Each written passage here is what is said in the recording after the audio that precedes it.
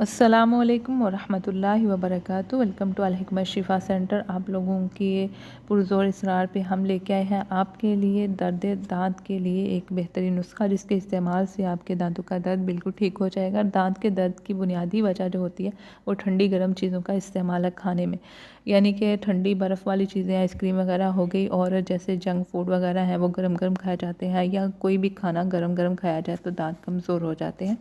तो चलते हैं अपने नुस्खे की तरफ। पोस्ट रीठा 10 तोला, नमक तो आम 3 तोला, कचूर 6 माशा, फिटकरी 6 माशा, काली मिर्च 6 माशा। पहले रीठा और नमक बारीक करके मिट्टी के आबखोरे में डालें और इस पर 2 दफ़ा जो है वो अकमदार का शीरे अकमदार डालकर खूब तर करें और गिले हिकमत करके जला लें। फिर दवाएं बारीक पीस कर इस्तेमाल करें।